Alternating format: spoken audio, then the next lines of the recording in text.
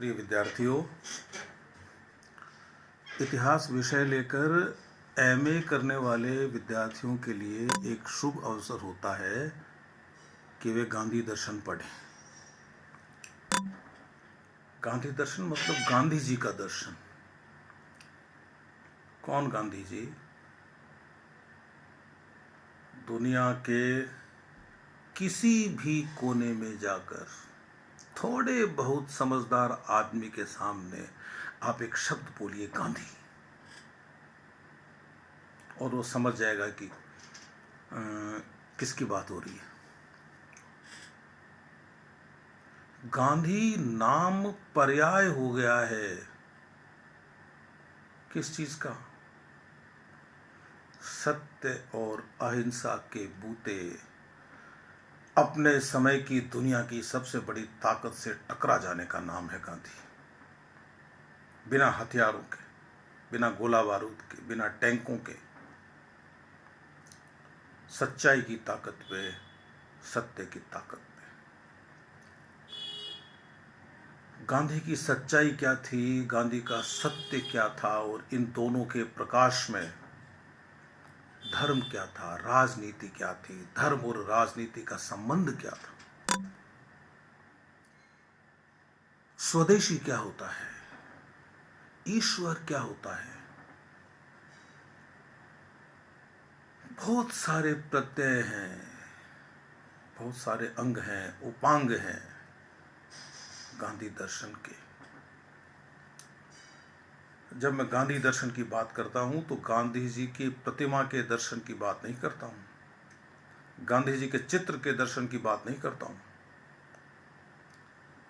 गांधी जी ने जो जीवन जिया उस जीवन की बात करता हूं। गांधी जी से जब पूछा गया कि आपका संदेश क्या है दुनिया को, तो उन्होंने ये नहीं कहा कि आप मेरे विचारों को पढ़ना, अखबारों में जो मैंने लिखा उसको पढ़ना। ऐसा नहीं कहा उन्होंने कहा कि मेरा जीवन ही मेरा संदेश है, और उस जीवन के संदेश में उनका लिखा हुआ और उनका किया हुआ, और उन्होंने किस पद्धति को अपनाकर वह किया जो उनके लिए करणीय था, किस विचार को लेकर चले थे वो,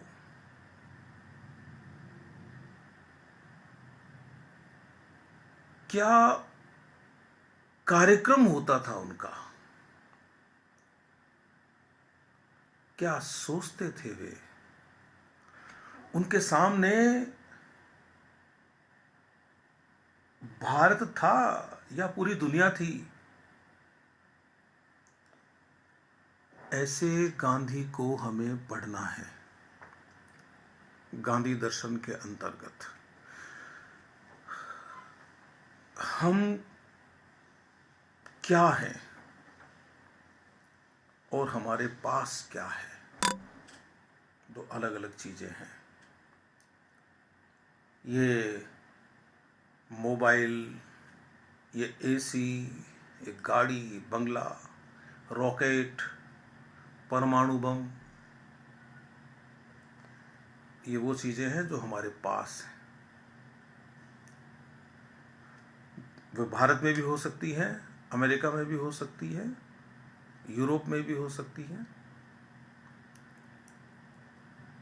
और भारत से जुड़े एशिया के दूसरे देशों में भी हो सकती है। लेकिन हम क्या हैं,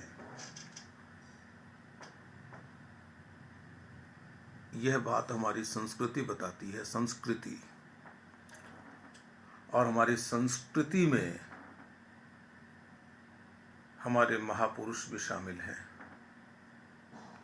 और ऐसे ही एक महापुरुष महात्मा गांधी। महात्मा कहो, बापू कहो, राष्ट्रपिता कहो, लेकिन छवि वही सामने आती है, एक दुबला पतला आदमी जिसकी बॉडी पर, जिसके बदन पर, जिसकी देह पर, जिसकी काया पर, जिसके शरीर पर एक लंगोटी और एक घड़ी, और जो अपने लिए नहीं भाग रहा, देश के लिए भाग रहा है, दुनिया के लिए भाग रहा है, वे क्या सोचते थे,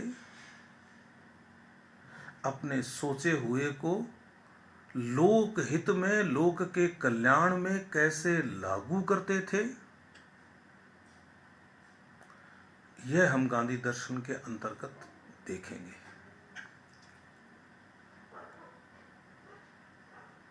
हमें गांधी की आलोचना भी सुनने पढ़ने को मिलती है, क्योंकि वो एक राजनीतिक आंदोलन में शामिल थे, दक्षिण अफ्रीका में भी थे और भारत में भी थे। और जो व्यक्ति राजनीतिक आंदोलन में शामिल होगा उसके समर्थक भी होंगे और उससे असहमति रखने वाले लोग भी होंगे। असहमति प्रकट करते करते लोग कहीं कहीं सीमाओं का अतिक्रमण भी करेंगे। लेकिन गांधी ने ही हमें बताया कि विरोधियों को सहन करो, उनको समझो, उनके साथ प्रेम का व्यवहार करो। ऐसा किया उन्होंने। लोगों ने उन पर हमला किया उनको मारने के लिए, और गांधी जी ने कहा कि मैं इन पर कोई मुकदमा दर्ज नहीं कराना चाहता, मैं इनको माफ करता हूं। व्यावहारिक बात है, लेकिन इसके पीछे एक दर्शन छिपा हुआ है। दुश्मन को दोस्त बना लेना, शत्रु को मित्र बना लेना, जो अपना नहीं है उसको अपना मीत बना लेना, ये गांधी ने किया। हर कोई नहीं कर सकता, इसलिए जिसने किया उसको पढ़ना हमारे लिए जरूरी है। दर्शन की सही परिभाषा, दर्शन का सही रूप, दर्शन शब्द का सरलीकरण मैं तब शुरू करूंगा जब मैं आगे गांधी जी के सिद्धांतों पर आऊंगा। उसके पहले एक छोटी सी भूमिका गांधी जी के जीवन की। गांधी जी को जानने से पहले, गांधी जी को पढ़ने से पहले उनका जीवन समझना जरूरी है। बचपन से हम सभी पढ़ते आ रहे हैं कि गांधी जी 2 अक्टूबर 1869 को पोरबंदर में जन्मे। पोरबंदर गुजरात में है। उनके पिताजी का नाम करमचंद गांधी था, माताजी का नाम पुतलीबाई था। पुतलीबाई बड़ी धार्मिक महिला थी और पिताजी हैं वो पोरबंदर राज्य के प्रधानमंत्री थे, राजकोट के दीवान भी रहे। और आपको शायद ध्यान न हो, वे राजस्थान में बीकानेर राज्य के भी दीवान के पद पर काम कर चुके हैं। तो संपन्न परिवार था, संपन्न व्यक्ति थे। गांधी जी के 2 भाई, एक का नाम तो था लक्ष्मीदास और दूसरे का नाम था करमदास। बड़े भाई वकील थे, वहीं पोरबंदर में वकालत करते थे। दोनों ही बड़े भाई थे। और वो जो करमदास जी थे पुलिस इंस्पेक्टर थे। एक बहन थी उनकी। दोनों भाई जो गांधी जी से बड़े थे वो गांधी जी के जीवन काल में ही इस दुनिया में नहीं रहे थे। उनकी बहन जरूर उनके बाद तक थी। बड़े ही डरपोक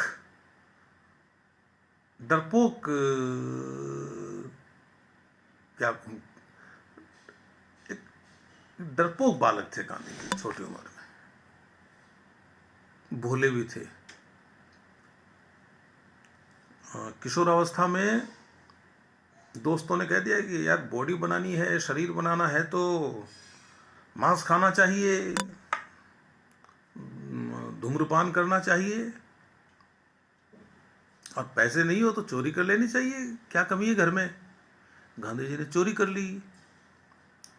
फिर क्या हुआ?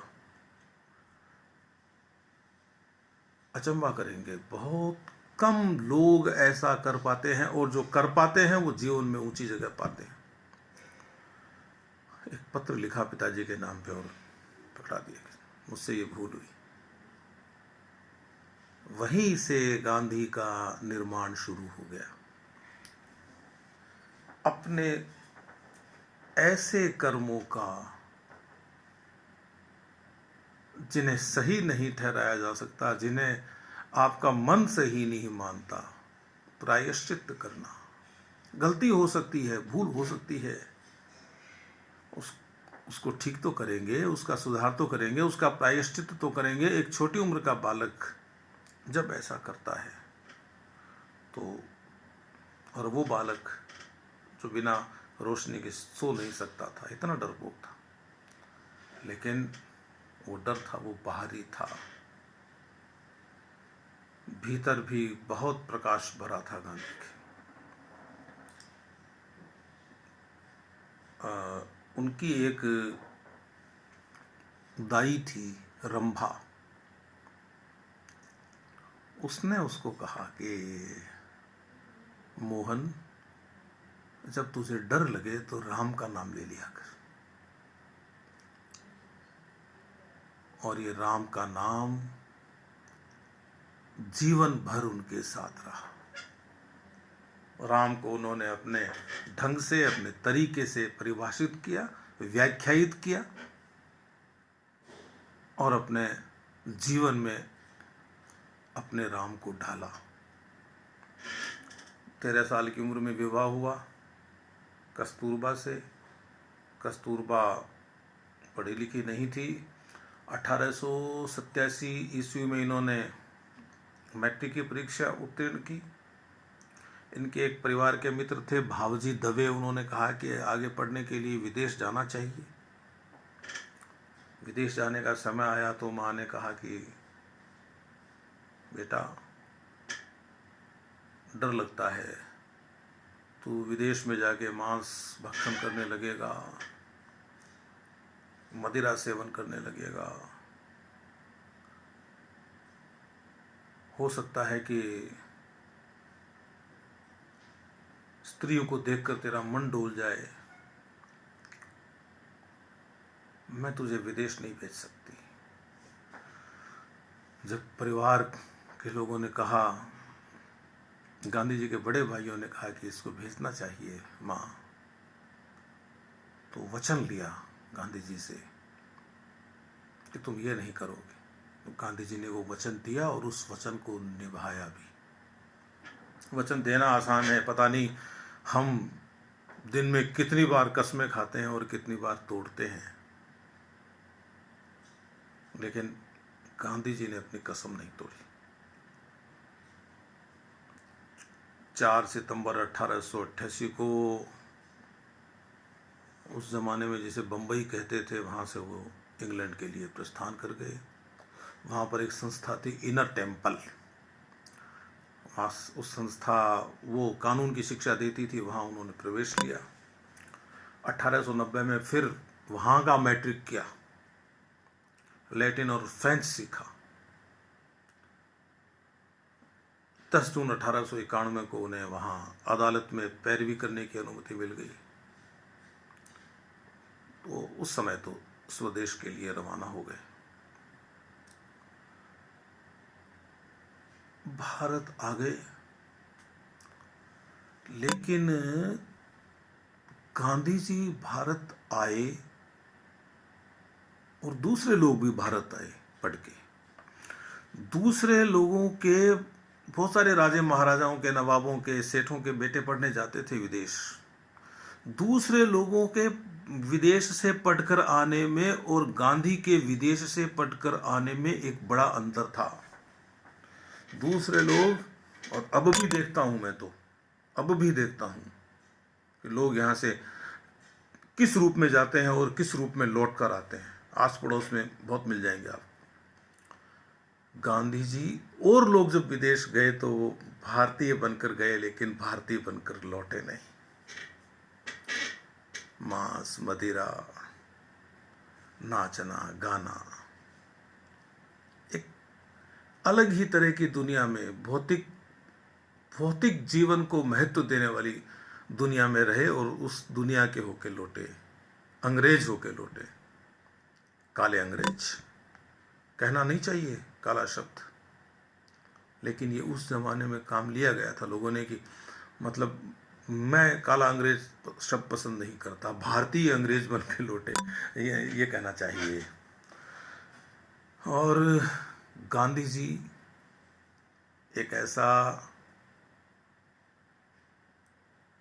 नौजवान ही कहना चाहिए, किशोरावस्था और युवावस्था के बीच की अवस्था थी वैसे तो, भारतीय गया था और भारतीय ही लौटा। और यही सबसे अच्छी पढ़ाई थी। उन्होंने फ्रेंच सीखा होगा, लैटिन सीखा होगा, कानून सीखा होगा, वहाँ ज्ञान लिया अच्छा, लेकिन अपने भारतीय संस्कारों को नहीं छोड़ा। भारत आने पे पता चला कि माँ नहीं रही, वो माँ जिसको वो वचन देकर गए थे, अब किसको जाकर कहते कि मैंने आपको वचन दिया था वो मैंने निभाया है। और उनको वहाँ जब वो विदेश में थे तो वो ये खबर की नहीं गई थी कि आपकी माँ नहीं रही। घर वालों ने सोचा कि इसकी पढ़ाई खराब होगी, तो गांधी जी आ गए यहाँ, वकालत पढ़ के आ गए थे, लेकिन मुकदमों की पैरवी करने में उन्हें संकोच होता था कि एक मणि भाई थे, उनका मुकदमा लिया, लेकिन अदालत में पैरवी नहीं कर सके, घबरा गए। क्या उस समय कोई सोच सकता था कि ये व्यक्ति कभी हिंदुस्तान की आज़ादी का एक बहुत बड़ा सिपाही बनेगा, जिसके हाथ में न तलवार होगी न बंदूक होगी? कोई नहीं सोच सकता था। फिर गांधी जी को ये लगा कि मैं वकील तो नहीं बन सका, लेकिन मैं एक अच्छा शिक्षक बन सकता हूं। लेकिन बीए नहीं थे, और उस समय बीए ही अच्छा शिक्षक बन सकता था। मुंबई में रहे, बड़े आर्थिक कष्ट सहे, वो और उनके बड़े भाई दोनों वापस राजकोट आ गए। एक बड़े वकील के साथ काम करने लगे कमीशन के आधार पर। जिस कमीशन को उन्होंने बंबई में पसंद नहीं किया, वहां से लौट आए वो। और उनको लगा कि ये क्या अदालतें हैं, अंग्रेजों के सामने झुकना पड़ता है, बार बार झुकना पड़ता है। इसी बीच में उनको एक मुकदमा मिला दक्षिण अफ्रीका का, बड़े भाई ने दिलाया और कहा कि तू मोहन ऐसा कर, दक्षिण अफ्रीका जा और ये मुकदमा लड़। अब आर्थिक स्थिति भी देखनी थी, तो 105 पाउंड प्रतिमाह के करार पे, और वो 1893 में दक्षिण अफ्रीका के लिए रवाना हो गए। डरबन पहुंच गए, नेटाल में। वहाँ जो अब्दुल्ला सेठ था उनका क्लाइंट, वो उनको वहाँ की कचहरी में ले गया। वहाँ गांधी जी ने देखा यार, ये दक्षिण अफ्रीका में भी अंग्रेजों का शासन था, बोले यहाँ तो भारतीयों को बड़ी हेय दृष्टि से देखा जा रहा है। उनको ये बात पसंद नहीं आई। इसी बीच में एक घटना घटी, आपने सबने सुनी है कि वो मुकदमे के लिए वो प्रिटोरिया रवाना हुए, तो नेटाल की राजधानी मोरिट्सबर्ग में उनके पास प्रथम श्रेणी का टिकट था, फिर भी जो टीटी था उसने उनको बाहर धक्का दे दिया कि तुम काले हो। और ये अपमान गांधी जी को पीना पड़ा। लेकिन यहां से गांधी जी के निर्माण का अगला चरण शुरू होता है। पहला चरण पिता से माफी मांगना, दूसरा चरण दक्षिण अफ्रीका में भारतीय जाकर भारतीय बनकर ही लौटना, और तीसरा चरण इस अपमान को सह लेना, लेकिन मन में ये सोच लेना कि ये ज़्यादा दिन तक नहीं चलेगा, इसके लिए लड़ना पड़ेगा। और उन्होंने प्रिटोरिया पहुंचकर भारतीयों से संपर्क करना शुरू कर दिया। एक सभा बनाई और कहा, देखो भाई, 4 बातें तय कर लो। व्यापार में सच्चे रहेंगे, साफ सुथरे रहेंगे, आपस में कोई जात पात और धर्म मजहब का भेद नहीं करेंगे, और अंग्रेजी भाषा सीखेंगे। और वो मुकदमा भी फिर राजीनामे पे खत्म हो गया। गांधी जी ने उसको राजीनामे पे खत्म करवा दिया। और इस मुकदमे को राजीनामे पे खत्म करवाने पर गांधी जी को बड़ा संतोष हुआ।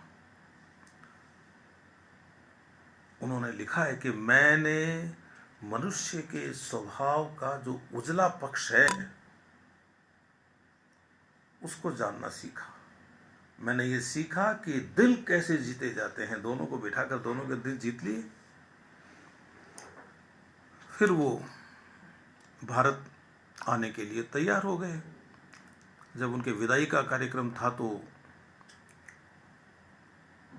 उनको ये समाचार मिला कि नेटाल की जो संविधान सभा में और जिन लोगों को चुना जाता है उन लोगों में भारतीय नहीं होंगे, इस तरह का एक कानून बनने जा रहा है। तो उनका तो बहुत गलत बात। उन्होंने बोला, मैं नहीं जा रहा, भारत नहीं जा रहा अभी। और फिर वहाँ उन्होंने एक नेटाल इंडियन कांग्रेस बनाया। अब गांधी जी का डर निकल गया। गांधी जी उसके संगठन मंत्री बने। 3 साल तक सेवा करते रहे वहाँ, निःशुल्क, बिना फीस के। 1896 में वो 6 महीने के लिए भारत आए। भारत के प्रमुख नेताओं से मिले कि देखो ये हो रहा है, रंग भेद हो रहा है दक्षिण अफ्रीका में। वापस लौट गए। फिर यहाँ रहे तब उन्होंने एक किताब लिखी छोटी सी। उसमें भारत में और दक्षिण अफ्रीका में जो रंग भेद होता था उसका विवरण था। वो किताब का शीर्षक तो ज़्यादा लोग नहीं जानते, लेकिन उस किताब का जो ऊपर का पेज था ना वो हरे रंग का था, इसलिए वो हरी पोथी के नाम से ही प्रसिद्ध हो गई किताब। उस किताब को बहुत पढ़ा गया भारत में और दक्षिण अफ्रीका में। फिर जनवरी 1897 में फिर नेटाल पहुंचे। साथ में पत्नी को लेके 2 बच्चे गए उनके साथ, एक भांजा साथ में गया। और बंदरगाह से जब वो रुस्तम जी उनके मित्र उनके घर जा रहे थे तो अंग्रेजों ने उनके साथ मारपीट की, अपमान किया उनका। लोगों ने कहा कि आप मुकदमा कीजिए। गांधी जी ने कहा नहीं, मैं मुकदमा नहीं करूंगा। वो चाहते थे कि अफसोस होने दो उन लोगों को, ग्लानि होने दो, दुख होने दो, और अपने भीतर झांकने का मौका मिलने दो उनको। उसी समय हॉलैंड वालों के और अंग्रेजों के बीच में एक युद्ध हुआ जिसे बोर युद्ध कहते हैं। उस युद्ध में गांधी जी ने अंग्रेजों का साथ दिया। बोले लड़ाई अपनी जगह पर है, वह लड़ाई अपनी जगह पर है, इस लड़ाई में हम आपका साथ देंगे। और इनकी जो टीम थी उसने घायलों की सेवा करना और इस तरह के काम किए।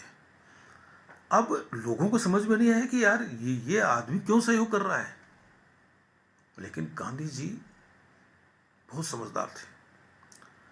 अंग्रेजों के भीतर एक ऐसा वर्ग खड़ा हो गया जो गांधी जी का समर्थन करता था कि ये तो बहुत अच्छे व्यक्ति हैं, संकट के समय अपना साथ दिया है। तो मित्र बन गए गांधी जी के बहुत सारे लोग। 1902 में वापस जब भारत उनका आना हुआ तो दक्षिण अफ्रीका वालों ने उनको बहुत उपहार दिए। तो सारे उपहारों का वही उन्होंने एक ट्रस्ट बना दिया। यही तो है अपरिग्रह, गांधी जी का सिद्धांत। अब उपहारों को ले भी आते तो कितना धन हो जाता, आप सोच लीजिए। बोले नहीं, ये यहीं रहेंगे। आ गए भारत, फिर वहाँ दक्षिण अफ्रीका वालों ने उनको फिर बुलाया कि आप वापस आइए, एक बार आपकी यहाँ ज़रूरत है। वापस गए और वहाँ पर उन्होंने 1903 में गए। 1903 में उन्होंने 1902 में चले गए थे वापस, तो 1903 में उन्होंने अखबार शुरू किया, इंडियन ओपिनियन। और 1906 में वहाँ पर का जो ट्रांसवाल गवर्नमेंट गजट था, उसमें एक ड्राफ्ट पब्लिश हुआ, एक मसौदा प्रकाशित हुआ जो वहाँ की विधानसभा में पारित होना था कि 8 साल से उम्र का जो भी निवासी है वो अपने साथ एक कागज रखेगा जिसमें उसका अंगूठा और उसकी उंगलियों के निशान होंगे, भारतीयों के लिए। उनका ये तो बहुत अपमानजनक बात है, हमारे साथ ऐसा क्यों? उन्होंने इसका विरोध किया, तो कहा कि भाई आंदोलन करेंगे और आंदोलन अहिंसक होगा।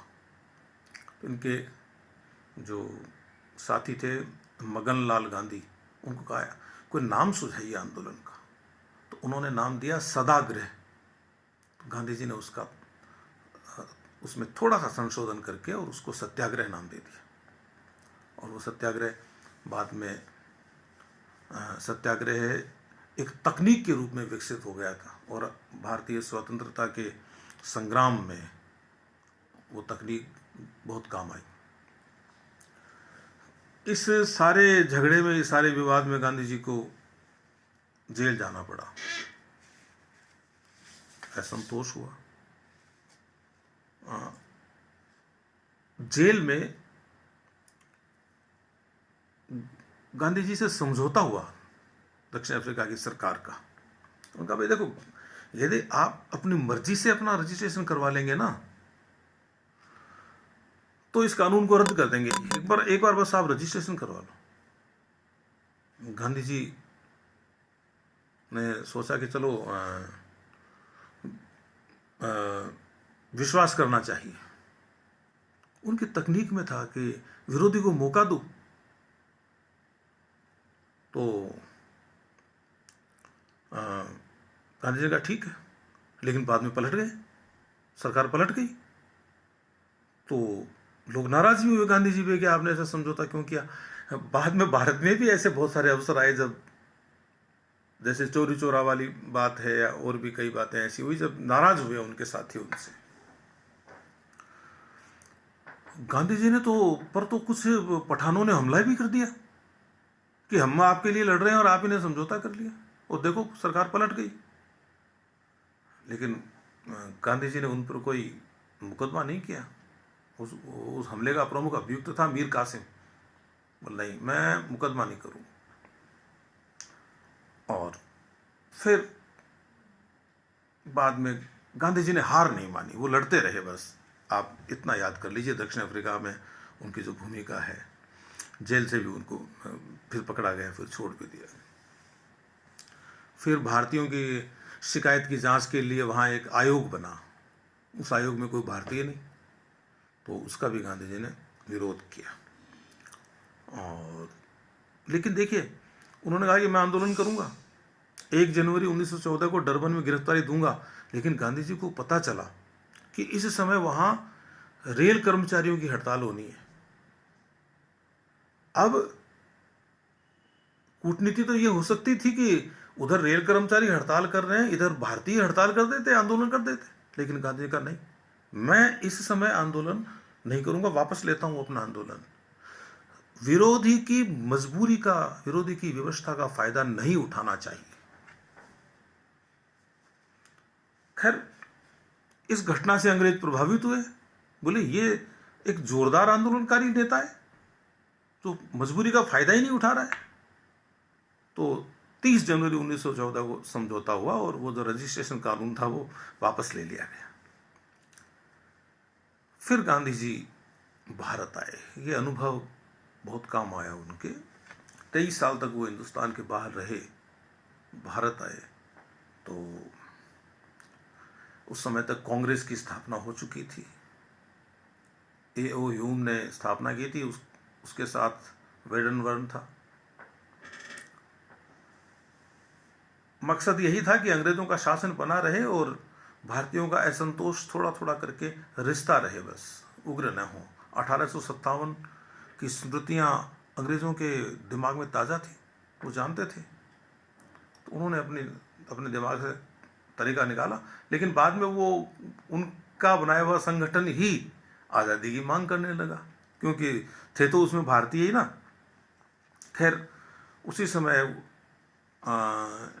गांधी जी ने भारत का भ्रमण किया, समझा, गोपाल कृष्ण गोखले के संपर्क में आए। 1914 में विश्व युद्ध प्रारंभ हो गया था प्रथम, उसमें वही बोर युद्ध वाला फार्मूला, सहयोग किया अंग्रेजों का, और बाद में फिर विरोध शुरू किया। अंग्रेजों ने कहा ठीक है, हम आपको आज़ाद कर देंगे, अभी सहयोग कीजिए। ठीक है, आप पर विश्वास करते हैं। फिर 1918 में सत्याग्रह किया, चंपारण बिहार में, फिर गुजरात आए, गुजरात में भी किया। फिर उसके बाद में सविनय अवज्ञा आंदोलन हुआ, नमक सत्याग्रह हुआ, 1942 का भारत छोड़ो आंदोलन हुआ। गांधी जी आंदोलन करते रहे, तपते रहे, और इस तप का परिणाम था भारत की आज़ादी में। एक ओर जहां अनेक शहीदों ने अपनी आहुति दी, अनेक युवाओं ने, अनेक क्रांतिकारियों ने अपनी आहुति दी, गांधी जी ने भी अपने तप से, अपने अहिंसा से, अपने सत्य से एक बल प्राप्त किया और उस बल की आहुति दी। भारत विभाजन के कगार पे था, लोगों के स्वार्थ टकरा रहे थे, लोगों के हित टकरा रहे थे, नेताओं का अपना अलग अलग नजरिया था।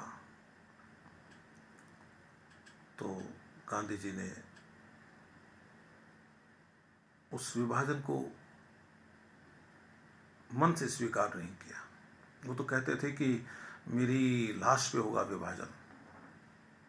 ये कहने लगे थे कि मैं जो 125 साल जीना चाहता था इस धरती पर, अब जीना नहीं चाहता। टूटन आ गई थी गांधी जी के हृदय में,